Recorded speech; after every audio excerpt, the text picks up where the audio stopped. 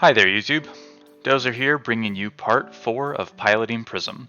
Today we'll be going over the Chane matchup, including cards to watch out for, sideboarding, and the general gameplay and breakdown. So let's get started. Chane is the Shadow Runeblade hero, who is currently a powerful force within the post-Monarch metagame. Once per turn, Chane is able to create an aura, called Soul Shackle. Doing so allows him to give his next Runeblade or Shadow action go again. This ability is incredibly powerful due to its ability to not only grant free go again, but the quote-unquote downside of using this ability is that Chane banishes the top cards from his deck equal to the number of soul shackles that he has made at the start of each of his turns. However, because most blood deck cards that Chane has access to can be played from the banish zone, Chane effectively gets to draw an increasingly larger hand size every turn while getting go again. Is Chane a bit broken? Yeah, you bet he is, but even a character as broken as Chane has weaknesses we can try to exploit. So let's get familiar with his card pool. The first card we're going to talk about is Shadow of Ursa. This is a key card for extending Chane's turns, as it's a blue pitch that has innate go again if he has a blood deck card in his hand to banish. Normally this is not a cost at all because he can just play that card he just banished straight out of the banish zone again. And this card costs 0, so it's pretty bonkers, but it's a very good opportunity for us to block with our footsteps and get a lot of value out of our turns. The next card we'll talk about is Invert Existence. This is an instant that costs 1 and has blood debt. Not every Chane runs this card, but if they do, they're going to run multiples. It's a blue pitch, so they'll pitch it early, and then in the late game, when they banish the last cards in their deck, they'll have at least 4 to 6 burst damage that they can do at instant speed to end the game. So watch out for that and make sure you have your null rune ready in order to absorb that damage. Although you're not going to be able to absorb all of it because it does 2 arcane damage per tick, and you can only stop one of those with the null rune glove at a time. So each of these represents at least 1 damage to you of reach. So make sure you have spectral shields or your halo with this spell void in order to counter that. The next card we'll talk about is Unhallowed Rites. This is a less obvious inclusion for Chane because it doesn't do crazy damage, but it allows him to block for 3 if he needs to, but it lets him put blood deck cards back into his deck. So he can put seeds back in his deck to use for later, allowing him to essentially double dip on the free damage that he's getting from Chanes. Or Seeds Agony. So the next attack that we'll take a look at is Bounding Demigon. Bounding Demigon is a 0 cost attack that can be played from banished, as almost all of his cards can, and it gains +1 attack if it's played from banished. So a very common line will be to banish this card off of Shadow of Ursa, attack with go again, Soul Shackle, Bounding Demigon, and so he's attacked for 6 damage for 0 resources.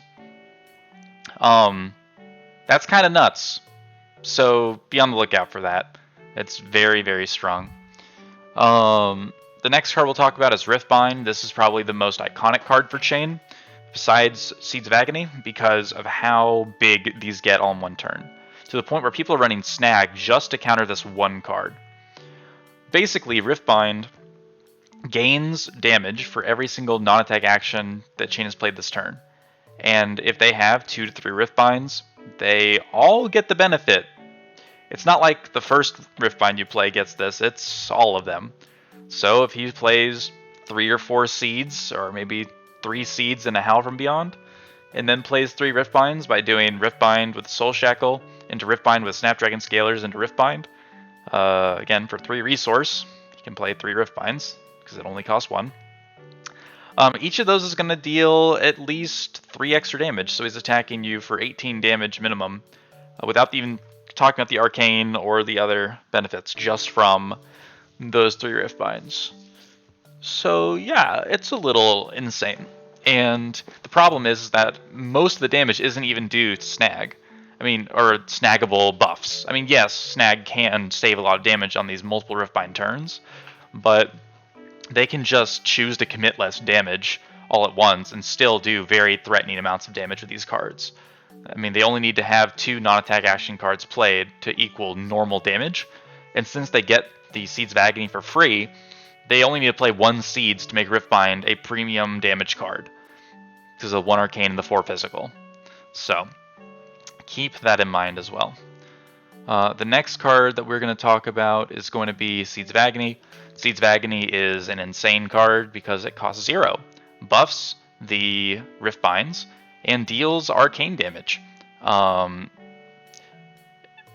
Again, the point is that this card is free, can be played from Banished, so the Chane, it also turns on Chane's Nebula Blade, so it's just a disgusting card, and there's really not much you can do about this card. Even if you Arclight Sentinel, they can just play these out of their Banish to not take the Blood Debt, if you're trying to kill them with Blood Debt on their turn. So be on the lookout for Seeds of Agony. They're going to be playing this a lot. They run all 9 copies. The next card we'll talk about is Shadow Puppetry. It's another non-attack action that buffs damage and gives Go Again. It can work on any card, so you'll have to watch out for Enlightened Strikes that are coming in for 8 damage with Go Again, or you might even have to look out for Command and Conquer with 7 damage and Go Again. Shadow Puppetry is very powerful in a deck that doesn't have to draw its cards, so Chane abuses this card like no one else. The next card that Chane has access to that other people don't is Soul Reaping. Soul Reaping is one of his specializations, and he can only run one of it in his deck, which is just a blessing and a curse because this card is insane, and the fact that he gets to run it, even one of them, is kind of gross. But basically it costs 0 because he doesn't have to pay the pitch cost.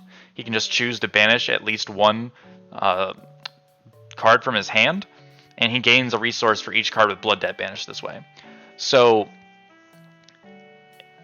at worst, it's a 6 for 0 that costs 1 card in hand to banish, and since he can banish Blood Debt cards and then play them out of banished while giving this Go Again with Soul Shackle,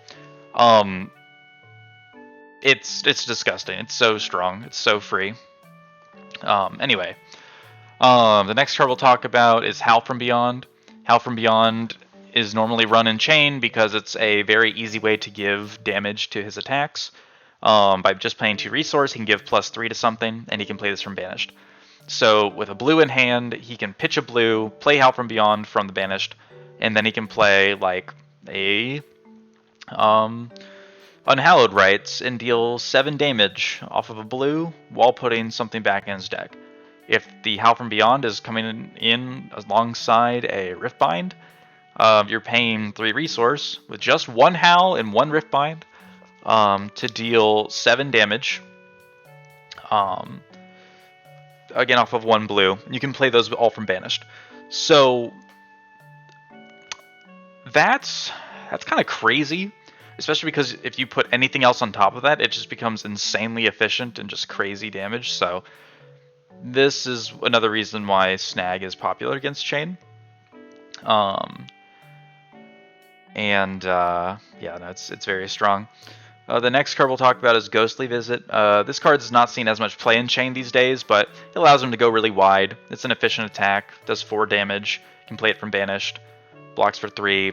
It's pretty free for him to use it, but keep in mind that Chane has access to a card called Tremors of Arathiel, which is a guaranteed 1 for 6, and Chane doesn't even play that. He has better cards, so just let that marinate in your mind for a moment. But anyway, the key thing to note about all these cards is that they do not have any relevant on-hit effects. They are almost entirely just efficient sources of damage. Therefore, if we can block as much damage as possible, we should be able to outlast the Chane and exhaust him of his resources and then kill him. To achieve this, I sideboard as follows. I take out all Spectra auras except for Arclight Sentinel. Then I take out Energy Potion if I'm leaving in the Arclight Sentinel. Let's see here. I can show you that. Yeah, like so. I also make sure to take out Remembrance and Glistens because they don't block. You can keep the Energy Potion in if you're running Arclight Sentinel, but the problem is that Chane has the ability to pre-board extremely well against Prism. For instance, if they decide to run Time Skippers, you running Arclight Sentinel becomes a strict negative, because for the rest of the game, all they have to do is pitch a single blue and ignore your Arclight Sentinel for the turn. That is soul crushing, and there's really nothing you can do about it. Especially if you have time snaps and they get one in play, I mean, it's just over. Like, there's never a time you can play the Arclight Sentinel after that. So you basically have to decide as the Prism player, how many, if any, Arclight Sentinels do you want to run? And do you think that you'll be able to keep them around for the pivotal turn where they actually have an impact? Because unless you're killing them with Arclight Sentinel, backed up by an Arclight Sentinel, or unless you're killing them with the Blood Debt that turn, the Arclight Sentinel is just delaying the inevitable. Because they'll take 5 or 6 Blood Debt and not die, and then they'll just come at you with a billion damage on the next turn. So you have to make that decision pretty early on as to how likely it is that you think versus that player you'll be able to resolve Arclight at the pivotal moment. Because if you don't use it to block for at least 10 damage, and if you don't also manage to inflict some blood debt onto him and get him to the point where he can be lethal, it's just not worth running, in my experience. Chane can do consistent high damage every turn, so while building up to crazy damage late game, he basically just never slows down until he runs completely out of gas. If you take a fully defensive approach, you'll lose against a competent Chane. However, you still need to let him be the aggressor. The goal is to block every damage possible for as long as you can. You need to as big of a buffer as possible so that if he saves up for big turn, you can still withstand it. For instance, if the Chane is going to do 34 damage to you, if you've made sure to block absolutely everything and keep yourself above 30, you should be able to survive and wear him out. Another core concept in the matchup is making use of Phantasmal Footsteps. A key thing to note about this card is that it gets the defense added for the entire turn once. So you only ever need to spend 1 resource on it, and every time they close the combat chain, you can block with it again. Chane closes the combat chain all the time. If he attacks with an Urser, a Shadow of Urser, then he'll likely try and Soul Shackle next, which will close the combat chain. If he plays a Seeds, that also closes the combat chain. Howl from Beyond, same thing. Grasp the Arknight, also a non-attack action. Remember that so that you can reuse your Phantasmal Footsteps multiple times a turn, turning cards like your Energy Potion, Tome of Divinity, or even some of your 2 blockers like Lunging Press and Pursuit of Knowledge into cards that can block for multiple damage on a turn, by also using your floating resources to either make Spectral Shields, activate Soul Shield, or to absorb arcane damage with Null Rune. Another key idea is that Chane's 7th Soul Shackle, by the time he's reached the 7th Soul Shackle, he'll have banished 28 cards from his deck. At 8 Soul Shackles, that's 36 cards, or at least half of his deck. Because of this insane access to resources, you need to understand the flow of his game plan. Assuming he's playing at least 2 of the cards he draws each turn, he will have spent an additional 16 cards from his deck to attack you by his 8th Soul Shackle. That's 52 cards by turn 8. Because of this, we have to make sure that we are understanding how long the Chane can take Blood Debt to guarantee his nuts turns. Basically, if you can force Chane to take 5 or more Blood Debt, it won't threaten him at all if you haven't done damage to him yet. If you find yourself on the full defensive, you have to commit to that game plan until his resources are gone. If he seems to be gearing up for a large turn as a result, prep your ALS, drop an Energy Potion if you can help to cast it, and get ready to ALS at the crucial moment to prevent him from running you over. If the Chane player plays super aggressively, or passively, rather, you can start to threaten him with chip damage, so make sure you press him when you're able to in order to force him to have less time to set up his Blood Debt. For instance, if the Chane starts to not Soul Shackle every turn, that's your opportunity to put pressure back on him. However, if he's throwing his full hand at you every turn and he's doing at least 10 or more damage to you every turn, you just have to block everything. And if you have to throw away your Eruditions, if you have to throw away your Judgments, you have to do it. Throwing those cards at him at a non-pivotal turn is not going to have any effect, and taking damage is just not worth it.